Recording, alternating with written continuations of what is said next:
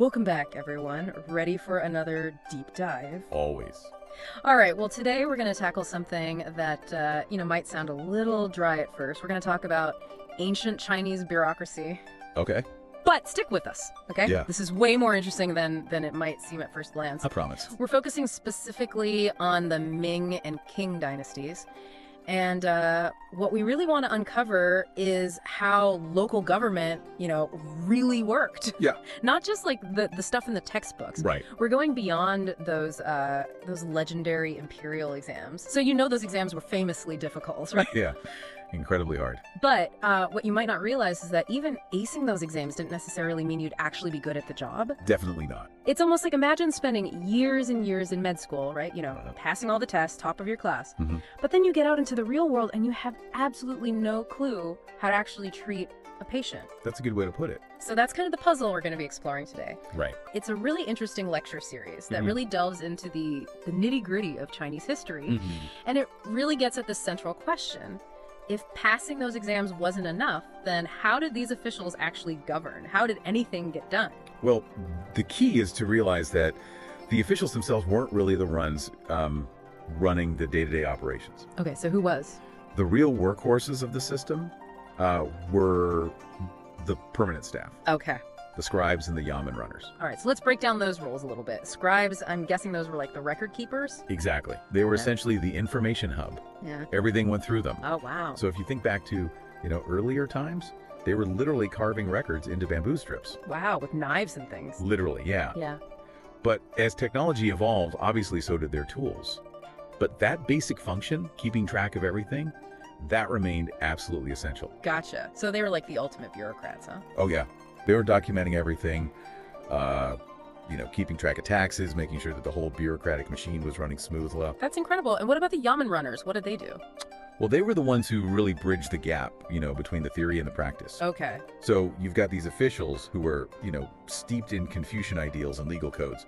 But the Yaman runners, they were the ones who were actually out there in the streets making things happen. Oh, I see. Tax collection, serving summons, carrying out arrests, even, sometimes things like beatings. Unfortunately, all of that was their job. Oh, wow. Beatings. That's kind of intense. Yeah, it definitely is. It kind of gives you a sense of, how different things were back then. But it does highlight that their role was definitely not glamorous. Right. They were dealing with, the less savory aspects of governance. So it sounds like, even though officially these scribes and runners were kind of low status, they actually held a surprising amount of power. Oh, absolutely. Yeah. And that power really stems from two things: their experience and their connections. Yeah, that makes sense. So, just imagine, right? You've got this new magistrate fresh out of the exam hall. He gets assigned to some rural district. He probably has no clue about local customs or power dynamics, Right. or even just like the practicalities of actually running a yaman. Right. So who does he turn to? The scribes and the runners. Exactly. Makes sense. They've been there for years. They've seen countless officials come and go. They know all the ins and outs of the system. That's amazing. It's almost like, they're the apprentices, but they're actually the ones running the workshop. Yeah, it's a good analogy. And speaking of those Yaman runners, a lot of them were, shall we say, colorful characters. Oh, like what? Well, some of them were, ex-thugs, for example. Really? Yeah. Wow. It makes you wonder how things actually got done with that kind of personnel. Well, it's important to remember that the dominant ideology at the time was Confucianism, Right. and that emphasized moral uprightness for officials. Right. But the reality is that sometimes to get things done on the ground, you needed a different kind of skill set. Okay. Yeah. One that was maybe a little more comfortable with, shall we say, unofficial practices, Yeah. bending the rules a little bit. So that's where this whole idea of a shadow government comes in, right? This kind of unofficial network that existed alongside the formal bureaucracy. Yeah. And to manage this workforce, which was both vital but also potentially problematic, officials started putting together their own personal teams. Oh, interesting. So you had a bureaucracy within a bureaucracy. Exactly. Wow. So who are the key players in these personal teams? Well, there were two main roles. You had the private secretary, and then you had the personal attendant. Okay, I'm intrigued. Let's break those down a bit. Right. So what did the private secretaries do? Well, they were really the brains of the operation, I'd say. They were the policy wonks, the legal experts, kind of like advisors, strategists, maybe even spin doctors in a way. Okay. A lot of them were scholars who'd actually failed the imperial exams, Oh, interesting. but they had really deep knowledge in specific areas, like tax law or local regulations. So they were kind of like a personal think tank for the official. Yeah, that's a good way to put it. They help the officials make sense of complex issues, craft policy, and just basically avoid making disastrous decisions. Okay, that makes sense. And what about the personal attendants? Well, if the private secretaries were the brains, I'd say the personal attendants were more like the hands. They were the fixers, the negotiators, the ones who really knew how to grease the wheels, get things moving in a system that was notorious for red tape. Right. And frankly, corruption. It's starting to sound less like a well-oiled machine and more like a creatively managed operation. That's a good way to put it. And all of this is happening with the official, the one who supposedly earned his position through merit, like at the top of this whole thing. Right. It makes you wonder how much control they actually had. Yeah, that's a question that a lot of officials struggled with, and it's something we'll definitely be delving deeper into as we go along here. Okay. But one thing is for sure, to really understand how power worked in ancient China, you have to understand this dynamic between the official bureaucracy and these unofficial players. This is already so insightful. We're really getting a glimpse behind the curtain here, seeing how the sausage was made, so to speak. But before we get too deep into the weeds here, I want to just take a moment to think about the sheer scale of this shadow government, right? Because our source mentions that it was often larger than the official bureaucracy itself. It really is mind-boggling when you think about it. That is wild. And it just speaks to how crucial these unofficial players were to keeping the whole system afloat. Yeah. But their influence went way beyond just numbers. They wielded power in a lot of subtle but very significant ways that really shaped how local government actually worked.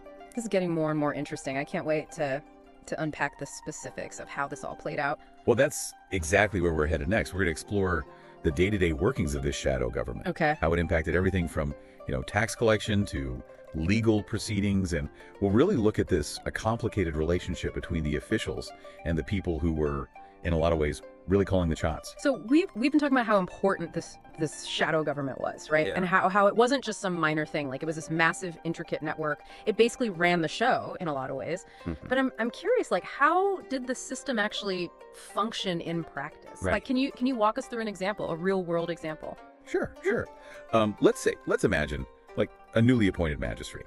He arrives in his district. Okay. He's passed the exams. He's all pumped full of Confucian principles. He's ready to serve the emperor, uphold justice, all that. Right.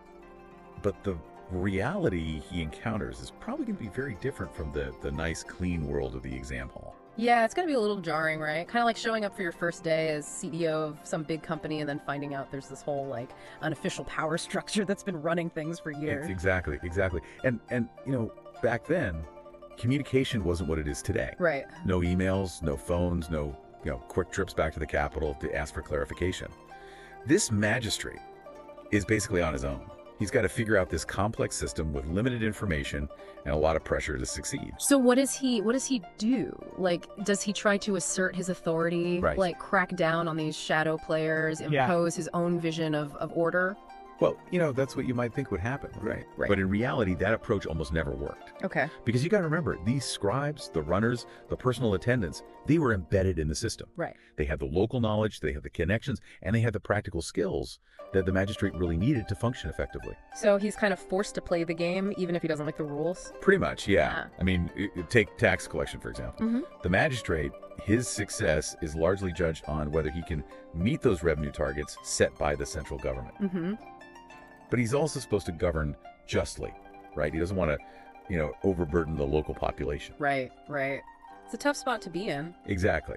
So that's where his private secretary comes in. Oh, right. The tax law expert. Exactly. Yeah. That guy probably has years of experience, navigating all the complexities of the tax code. He knows the official rates, but he also understands the customary practices, the loopholes, all the ways to kind of maximize revenue without causing too much unrest. So he's like the magistrate's guide to this whole shady world of taxation. Yeah, basically. But, it's the Yaman runners who are actually out there collecting the taxes. Right. And those guys weren't exactly known for their honesty. No, not always. Yeah. And that's where the potential for corruption really comes in. Yeah. Like, imagine you're a peasant farmer, right? You're barely scraping by. A Yaman runner shows up at your door demanding payment. He might inflate the amount, pocket the difference, threaten you if you don't pay up. Yikes. That's a scary situation. Yeah. And who are you going to turn to for help? the system that's exploiting you in the first place. Mm-hmm. So that's where those personal attendants come in. They're the ones who can kind of smooth things over. Right, because they're supposed to be like street smart and well connected, Yeah. right? They act as these intermediaries between the magistrate and the people, mediating disputes, negotiating settlements, just trying to keep things from boiling over. So they were kind of like a PR team and a damage control unit all rolled into one. Yeah, that's a good way to put it. Making sure the magistrate looks good, even if things are a little messy behind the scenes. It doesn't exactly sound like the Confucian ideal of virtuous government, does it? No, it doesn't. I mean, it was definitely a far cry from that vision of a meritocratic bureaucracy based on objective rules and impartial justice. But it was a system that, in its own way, kind of worked. Okay. I mean, it maintained some semblance of order, and it managed to collect enough revenue to keep the imperial machine running. It makes you wonder what those officials, the ones who went into the system with all these high ideals, what they must have thought. How did they reconcile the reality with their Confucian values? Yeah, that's a great question. And it's one that historians are still debating. Right. But I think it's important to keep in mind that even those officials who, participated in or at least turned a blind eye to these practices, they might have justified it as a necessary evil. They might have said, well, look, we're upholding the stability of the empire. We're ensuring the well-being of the people. Right. So it's a story of pragmatism over principle. In a lot of ways, yeah. I mean, it's a classic example of how power, even in a system that's supposedly based on merit and virtue, it can create its own set of rules. And those rules don't always line up with the official ones. Right? Exactly. And this tension, between official ideology and the reality of power, it's a theme you see throughout Chinese history. And probably in a lot of other societies too, right? Absolutely. It's a reminder that human nature is complex. We have all these contradictions, and that often plays a much bigger role in how things actually work than any, set of abstract principles or ideals. I think that's a really important point. And it's that recognition, the understanding that power operates in these subtle, often unexpected ways. That's what makes studying history so valuable, I think. Because it helps us to see beyond the surface, to understand those underlying dynamics that shape human societies, whether we're talking about the past or the present. And speaking of seeing beyond the surface, we were talking about those official Ming and Qing Dynasty records earlier, Yeah. and how they painted this very rosy picture of local government. Right.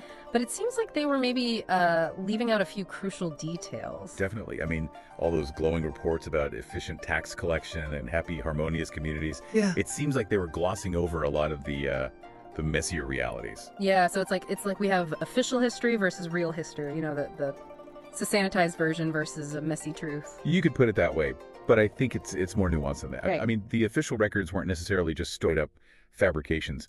They reflected a certain worldview, right? Yeah. This belief in the inherent goodness of the system Okay. and the moral superiority of the ruling class.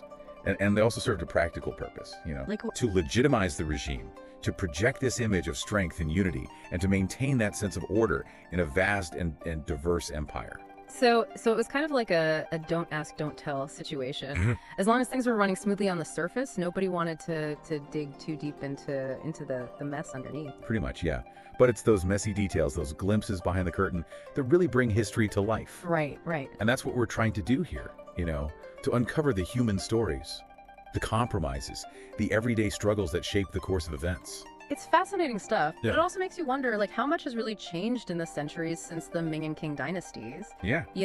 Do these kinds of systems still exist today, even in our modern, supposedly transparent democracies? That's a really good question. And I think it speaks to the power of history, right? That it can make us reflect on the present, question our assumptions, and recognize these patterns of human behavior that really shape our world, whether we're talking about the past or the present. It really does. We've been digging into this contrast Yeah. between the official story of how ancient Chinese bureaucracy worked versus the real version. The one that comes out in personal accounts and historical analysis. Yeah. And it seems like those official records, they were really carefully crafted. Oh, definitely. To present this very particular image Yeah. of the system. But how did they square that with what was actually happening? Well, you have to remember that the officials themselves, Yeah. they were products of this system, right? Of this Confucian system. Yeah.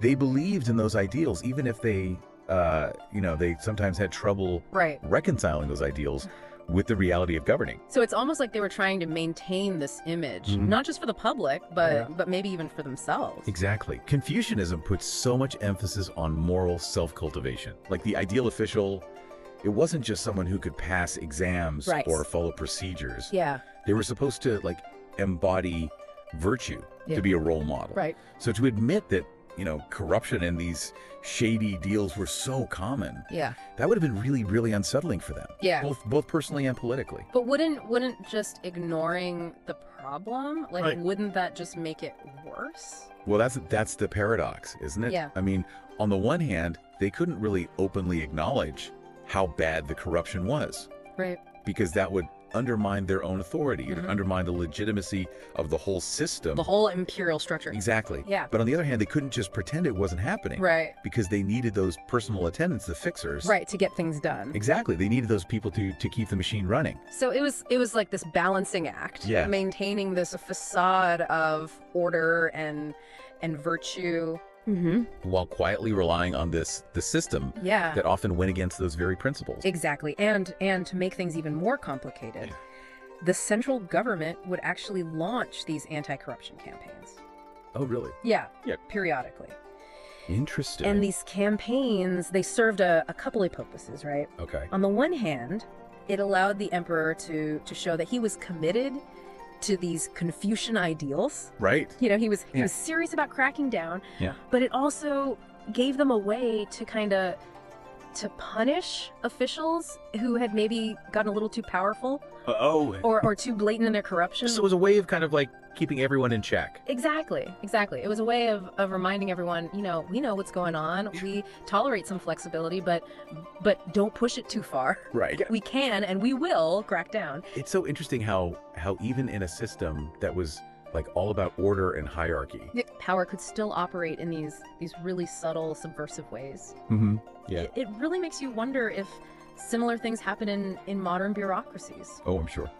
Even the ones that are supposed to be all about transparency and Yeah. accountability. Right, because at the end of the day, every organization, every system is made up of people. Right. And people have their own ambitions, their own, motivations. Yeah. They're capable of both good and bad. It's a sobering thought, but also an important one, I think. Yeah. Definitely. Understanding how power really works, Mhm. both in the past and the present. Yeah. That's essential if we want to create a more just world. Absolutely. And that's what makes these deep dives so fascinating. Yeah. Right? They're Yeah. not just about the past. Yeah. They give us these tools to understand the present, Yeah. to question our assumptions, Yeah. and to imagine new possibilities.